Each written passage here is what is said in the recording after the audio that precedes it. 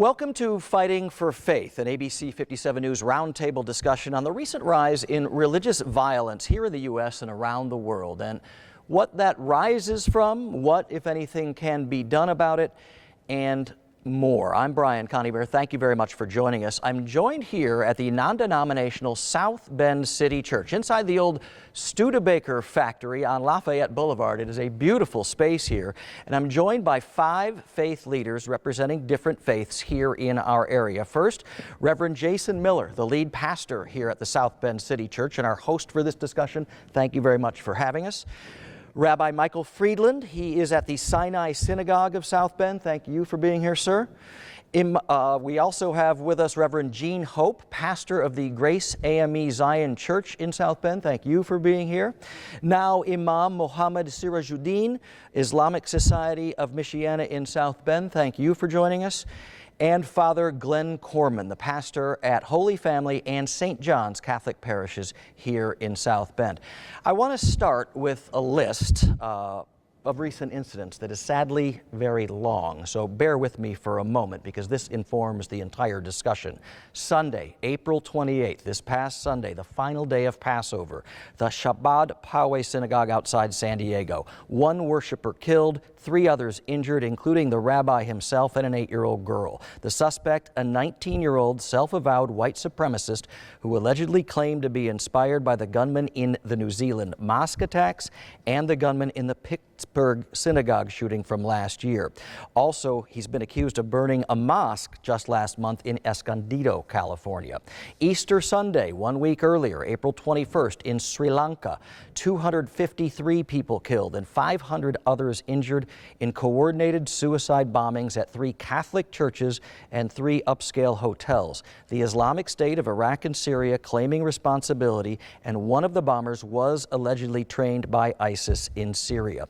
A week before that, March 14th, a month before that, in Christchurch, New Zealand, 50 worshipers killed during Friday prayers at 2 different mosques.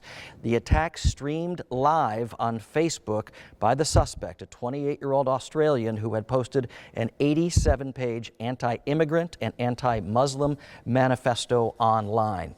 Louisiana, March and April, a 21-year-old suspect accused of setting fire to 3 predominantly African-American churches over a 10-day period. Thankfully, they were all empty at the time and no one was injured there. The suspect is the son of a sheriff's deputy and is now charged with arson and hate crimes. And then last October, in Pittsburgh, Pennsylvania, 11 worshipers killed, 7 injured at the Tree of Life Synagogue when a gunman opened fire during Saturday morning Shabbat services. The deadliest attack on the Jewish community ever in the U.S. The 46-year-old suspect facing murder and hate crime charges. He allegedly posted multiple anti-Semitic rants on social media. It's horrible to think of it, and it's even more horrible to think that's not a complete, definitive list. There are so many incidents that have been happening here in the U.S. and around the world. I want to start your reaction to all this. Reverend Miller, we're in your house of worship right now. What do these attacks on places of faith, houses of worship, say to you? A lot of things. I think a lot of us are really afraid. I think fear can be weaponized. I think we've got an environment right now in the world where the rhetoric that a lot of us are hearing is the kind of rhetoric that just empowers that. And I think it's also probably a contagion. I think the more that stuff gets seen, the more it creates new ideas.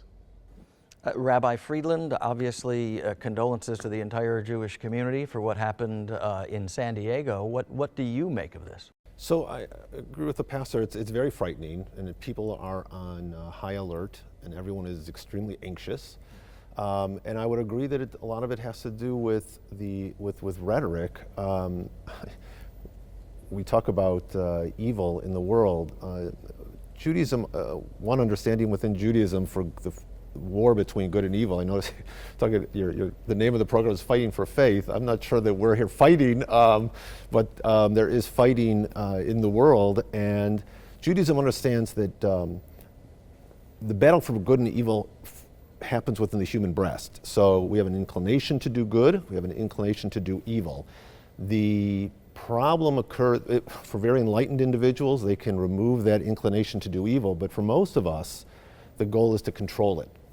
when we live in a world where our leaders don't feel the need to control that type of rhetoric and are comfortable expressing their own hatreds or biases openly, I think it gives freedom to people who have been may have tried to control these negative urges to come forward and to express them. And I think so that becomes so all of us become responsible for the type of violence that's occurring, because we all have to learn to tamper our own inclinations and to encourage others to do the same thing. Thank you.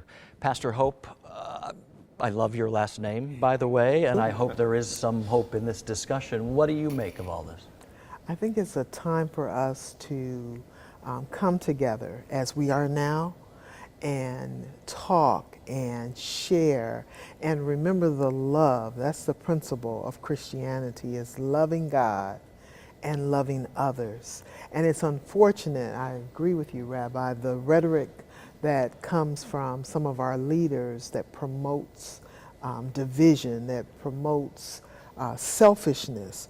We have to say, he's not heavy, he's my brother. And so we've got to get back to that humane side of ourselves. We are all human brothers and sisters, no doubt about that. Imam, obviously it's happened at mosques. Some Muslims have been violent. What is your take on all this? You know, it's scary looking at the list that you just have read.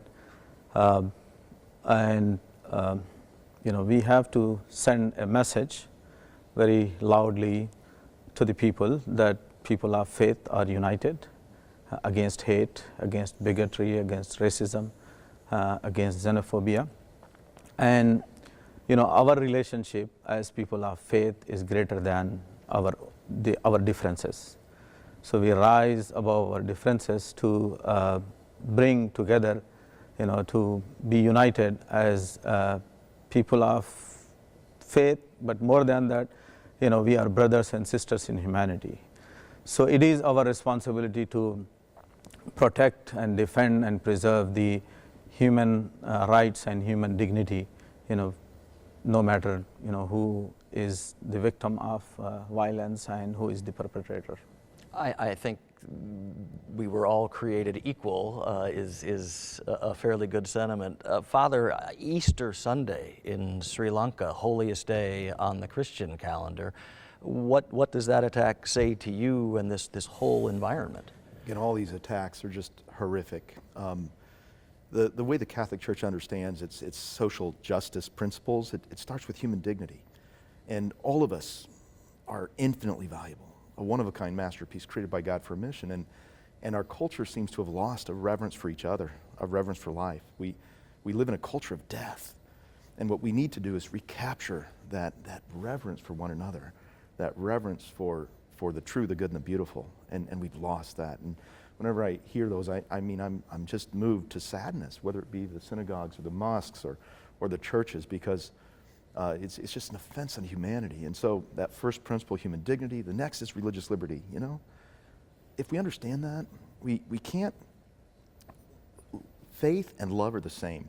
You can only realize them in the context of freedom. You can't make someone believe this or make someone believe that, or make someone else love you. But in that freedom to express our faith, and if we do that openly, we'll be drawn to the truth. And I think the truth is what will unite us. If we're humble enough to recognize the truth and the various truths and the dimensions of truth that are found in all religions. The Imam can correct me if I'm wrong, but I believe it's Surah 2:256. It says in the Quran, all religion must not be under compulsion. So even in the Quran, in the holy book that they share, it recognizes the need for religious liberty.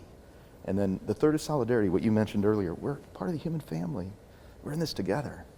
And then the last dimension is subsidiarity, trying to empower the people closer to the problem to value each other, to solve the problems that are close to them, and work together. Show of hands, how many of you have had to have security discussions at your houses of worship? Everybody has. Are your flock, your worshipers, your parishioners, are they fearful right now? I think we would be wrong to say that everyone is concerned. more because it just seems to happen at any given time. And we have taken security measures to make them feel more comfortable. Unfortunately, we have to lock one of our doors that we can't monitor who might come in, and because of the size of the church, they may not come up to the second floor, but go downstairs and come up on another end, and they have access to the rest of the building. So you have to secure it. And so, yes, we are very leery, but we don't want to lose our sensitivity to someone new coming in and being fearful of them. So, How bad is the fear, or anybody else? I'll say I get a couple phone calls usually right after an event in the news. Somebody just wanting to ask in our community, do we have a plan? It's helpful to reassure them that we do. And I've heard from some who there might have been a Sunday after something was all over the headlines that they thought twice about coming into a space like this, and just express some of that anxiety. I don't think That's sad. It is. Right? It's tragic. I don't feel like it's overwhelmingly characterizing our community, but it's certainly a dynamic. I think one of the consequences, one of the tragic consequences is, like at Pastor Gene's church, we have to lock our doors all the time now. And that, on an existential level, that is very hard for all of us, I'm sure, because our goal is to reach out to people and to make people feel welcome and to enlighten them about the beauty of our faith traditions. And when you have to shut the door and say, you have to ask if you don't recognize who's coming in, who are you, why are you here, that's very difficult. In theory, we're all houses of worship. You want to open your doors and welcome people in. Imam, how is it going? I think we need to balance, between the goal of our house of worship to welcome and to allow people to come and to learn about your faith, but at the same time you have to put guards, for your security and safety. So, there is a beautiful tradition from Prophet Muhammad says that tie your camel and then trust on God. That no one will steal that camel? Tie your camel and trust in God. I like that. I used to live in New York, so I'm not sure about whether my camel would still be there. Father, at Catholic churches, I mean, the doors being open, that is a sign, that is part of the tradition, isn't Typically, our doors are open during the day. We haven't really changed necessarily the hours that we lock the doors, but I would be remiss to say that I personally am not much more situationally aware when I'm celebrating the service. If I see somebody coming in, I'm and I've had conversations with members of my community who might be law enforcement, and they too are much more situationally aware as they're in that worship circumstance and situation. I think, thanks be to God for those professionals that were at the Jewish synagogue that mitigated that response. And so, and again, to echo that though, that balance of having a trust in God and realizing, how tragic and horrible it is to lose your life on Easter Sunday, right? And at the same time, you're at the height of worship, and so, it's tragic and horrific for those who have lost their life, and yet we believe and have hope in the eternal realities that give us the courage to go forward and not be paralyzed by fear, but to trust God. Religious violence is on the rise. I don't think anybody can argue that. I mean, there are statistics from the Anti-Defamation League. The number of attacks on Jewish people here in the United States is up. It's happening around the world. Why is this happening now? We touched on some of that leaders' rhetoric. Is social media playing a role? Is it easier to learn these hateful ideas? What do you make of that? I think the relativism has a lot to do with that in the cultural milieu of things, where religion is seen as kind of a helpful myth at best.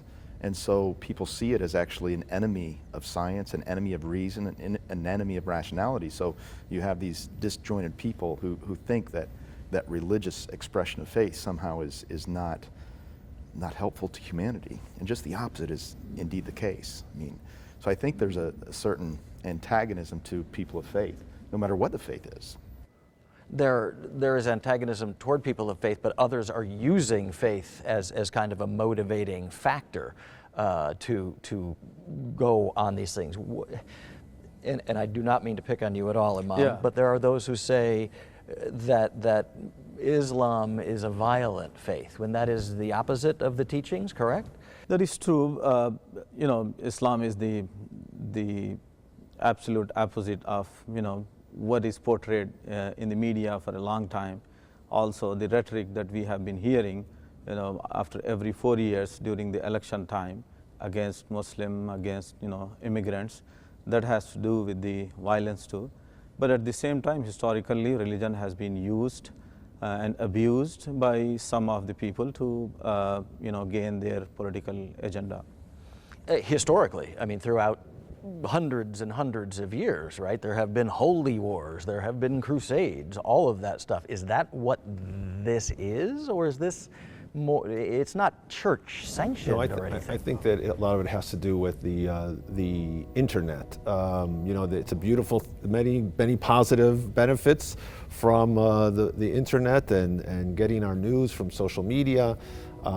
Getting the word out, spreading word. I'm sure that all of us have used social media in some way to reach out to our own communities, but it also allows for the dissemination of very, very hateful theologies, and that can be abused. And so it's an unfortunate thing, and I don't think the larger tech companies have come to grips with it. I mean, we know how Facebook was used in the last election and continues even beyond the election to allow many of these hateful theologies to spread. And that's not even including the dark web, so I think that's a part of it. That's a part of it. And I don't know if our legislative authorities are really coming to grips with it just yet, because people still don't understand the tech that well. Technology is advanced faster than the law. Exactly. There is something on Capitol Hill called the I got the actual name, but Domestic Terrorism Act of 2019. And the goal of that bill on Capitol Hill in Washington is to create a new dedicated Office of Domestic Terrorism at the Department of Homeland Security. Do you think that's a good idea? For a long time we have been just focusing on the foreign extremism and terrorism. And in that, now it is very clear that we have been making mistake just focusing on Muslim extremism and not paying attention to other, extreme elements in our own society. Also at the same time to the gun violence and gun culture and glorifying the violence in our society. So that has to be addressed too. So all these elements, and also for last 20 years we have been seeing that Islamophobia was the focus and attention of our media, demonizing Islam and Muslims. And that has become an industry where $200 million invested just to demonize and dehumanize Muslims. Now we see that it is not only Muslims. There are other people who belong to other faith traditions. They are also violent, and they also commit the acts of violence in the name of faith. So this this new phenomena makes it very clear that the extremism and violence exist in all faith traditions, but at the same time, the overwhelming majority of the followers of the faith traditions, they have to condemn, and they have to, reclaim their faith and, reach out to the people that faith is to connect you with God and to bring peace in your life. And that is the purpose of, having faith of any tradition. This Office of Domestic Terrorism would monitor white supremacists and far-right extremists. We've seen church burnings in Louisiana. That is something that we thought we were past. What is that? Certainly, and it just brought up past fears, past hurts. You know, the civil rights movement was several years ago when you saw church burnings and unfortunately the African American community at large seeming to be attacked. But I think we need to also focus on the family or the lack thereof. I think we need to get back to teaching children to really love one another and not have hate. You know, if we left children alone when I was growing up, I don't want to date myself, children will just play with each other. And they don't care if you go to church or if you, or what church you go to, or if you're Catholic. They just enjoy the activities that they're doing. And then they want to invite their friends into the house and they share cake together. That's not happening today. So on that very special segment that's lost, you have individuals growing up insecure or feeling a sense of power is by perpetrating hate. And it's not the faith at all, it's the individual. So we need But to they're get back. using faith. Yes. The rabbi had noted earlier about that tension within us, and it reminded me of a little story of a little girl. She said, "Father, why do we have war?" And I said, she was like 7 or 8. I said, "Do you fight with your brother?" And she said, "Oh." So we have these internal animosities that are there. And what faith does, it helps us become aware of who we're called to be, you know, and we see each other as brothers and sisters. And the deeper we can latch onto that reality, again, it goes back to what I said earlier about the reverence for each other, the reverence for life. And, you know, we see these dimensions of our society where we lost that. We don't respect, you know. There was a time 150 years ago when you could enslave a black person. Now, unfortunately, children are not respected in the womb either. And so we inundate this idea of this culture of death instead of just rejoicing and celebrating in the value of life. I've heard some agnostics, maybe atheists, say, you know, if this God exists up there, whatever you call him in your particular faith, how could he allow these things to happen? What do you say to those non-believers who say, why would a good God who believes in, you know, peace and love and togetherness allow this to happen? Because of human freedom, he will not compel us to choose well. I heard this said the other day so well. God hides himself just enough so that people who don't look for him won't find him. But if you seek him, you will know him. And he doesn't want us to be automatons. He has to preserve human freedom. And that's the beauty of it all. You know, some of these deep themes are found in the Brothers Karamazov, you know, trying to wrestle with these questions of just the great dignity of love and respect. And when I talk to people about evil, I say, I can't understand it all the way. But I know this much, that evil, when it happens, unleashes a nobility in those around the ones who perpetrate it that would otherwise lie dormant. It just unleashes a nobility in humanity to where we come to each other's aid, where we reach out and we say prayers for our Jewish brothers and sisters, for the Muslims who have been slaughtered as well. We're driven to remember who we are. We're a human family. And so that's what I would say. Because of freedom, God allows it to unleash a nobility that would otherwise lie dormant, coming together, trying to understand each other, doing what we can to help the world be what God would have it be, which is a community of love. Anybody else thoughts on that subject? I mean, I think we're mostly here to find common ground. I will say, my experience of Christian tradition, I haven't found great answers within it, but I've found a divine solidarity within it. The way we understand the story of Jesus is God actually suffering with us. That's been an important piece of my own sort of reckoning with all of that. Again, it's not so much an answer as it is maybe a faith experience to find God in the suffering there, but it's been profoundly meaningful for me in my own experiences of suffering to reflect on that. All humans suffer in some way. There's no question about that. There's been too much of it lately. So what do we think can be done here? Let's obviously, everybody condemns what's been going on, but what can be done to try and stop this? And I'd like to give you each a crack at it.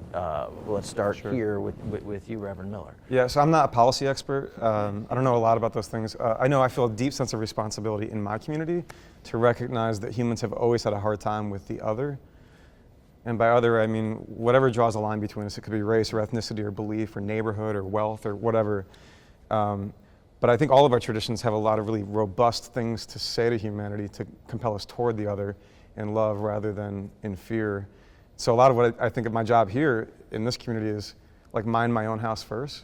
So like in this community, am I helping us tap into the best resources of our faith tradition that move us toward the other? And even modeling, like the Imam and I decided to become friends a while ago, and it was really intentional. We should be friends because of the world that we were living in and because people would look at a line between us and our communities as an othering line.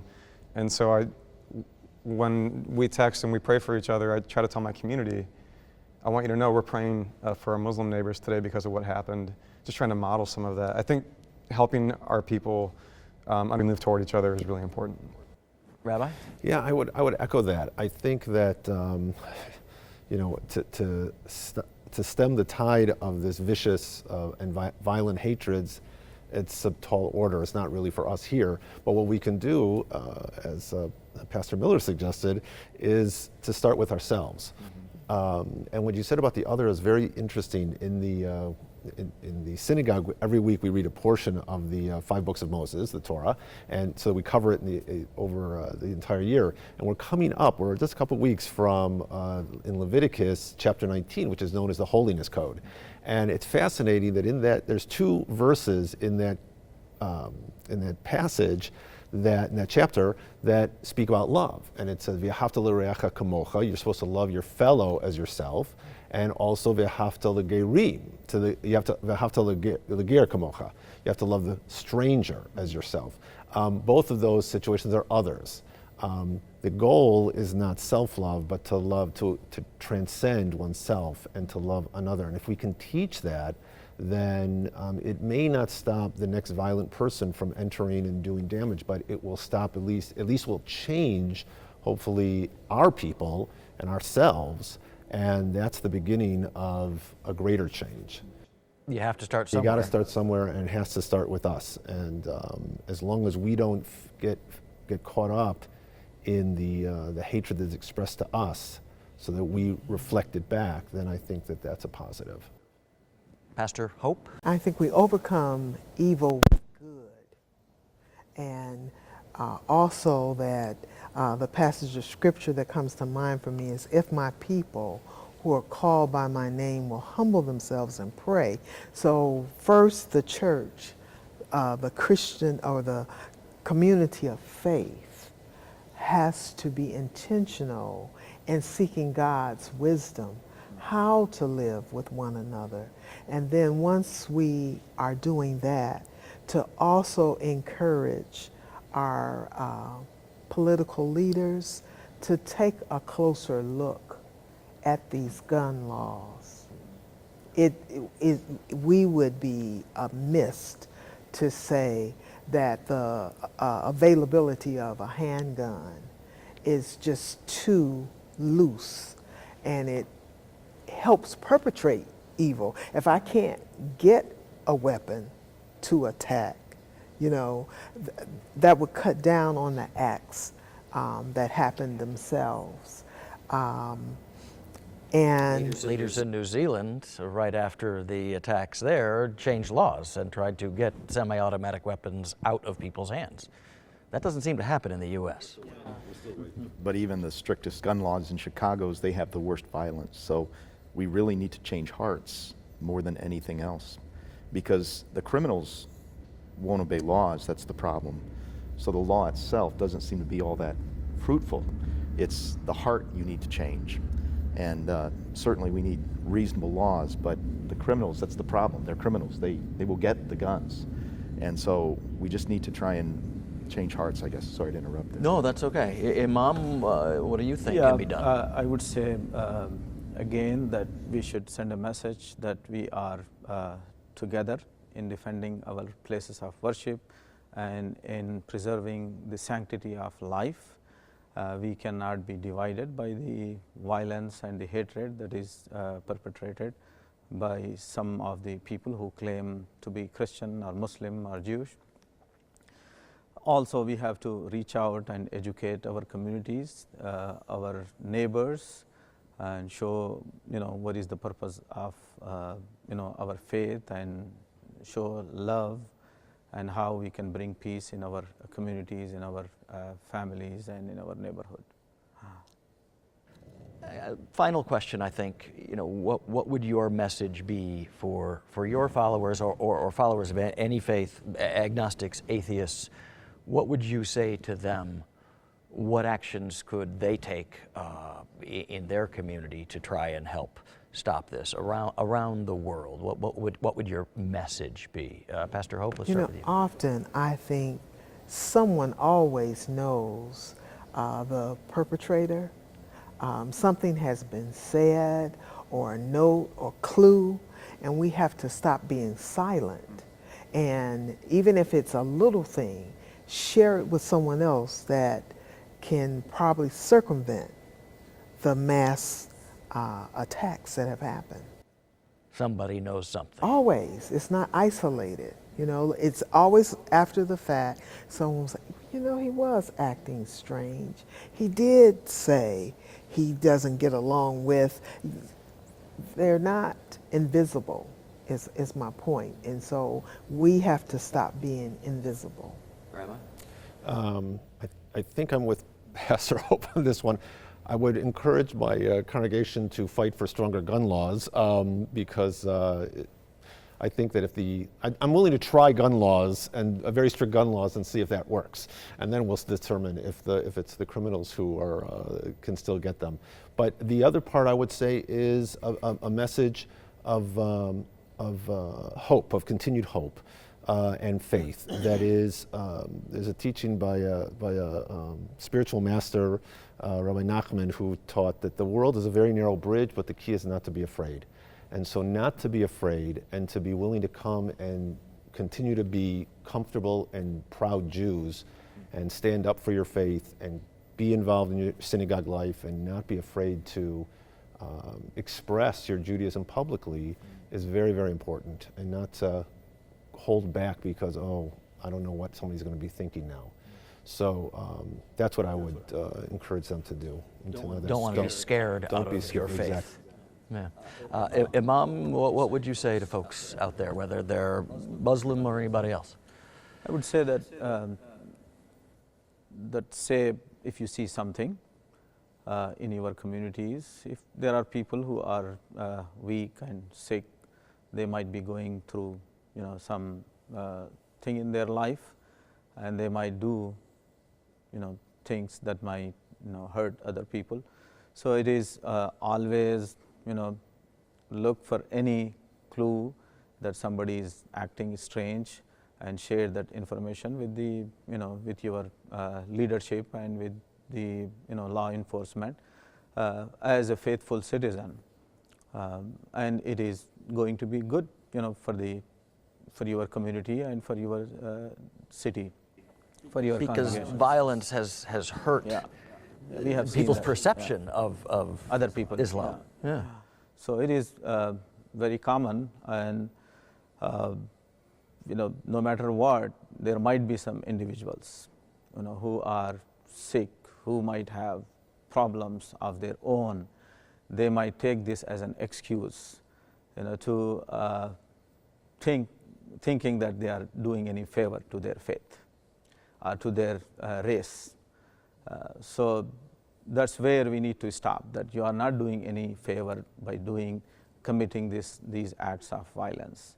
So you are perpetrating hatred and violence in the name of your faith. That is totally unacceptable.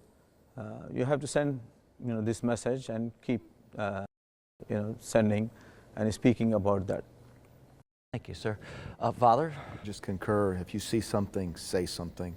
And then I was so moved by that African-American community that was victimized by that white supremacist who went in and killed those people. And what was Charleston, South Carolina, 2015. what was their response? They forgave him, and they sought his help and forgave him for what he did. That's not natural. That's the supernatural response that people of faith are called to give. You know, to love, and like I said, to everybody out there, whether you're religious or not, if you see something, say something, because better to be safe than sorry, and have the courage and boldness to be situationally aware. If something doesn't look right, say something. Yeah. There has been too much sorrow.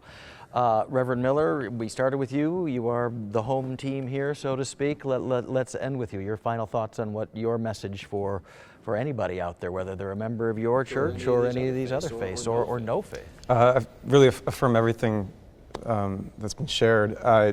Maybe what I would add is, like, yeah, be vigilant, don't be naive, but also, like, I don't know that we need to fixate endlessly on some of this violence. I think we're being made more afraid, and I do think fear metastasizes into hate.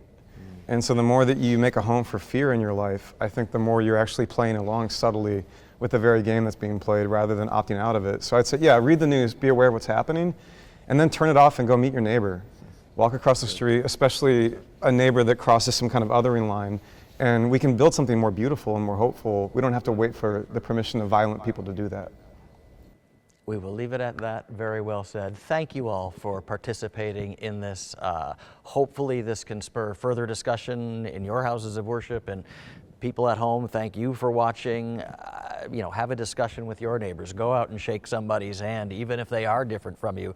Hopefully this can increase tolerance, acceptance, and understanding of one another. Thanks to the Reverend Miller and the South Bend City Church for hosting us, and thank you at home for watching this ABC 57 News special roundtable discussion, Fighting for Faith. I'm Brian Conybeare.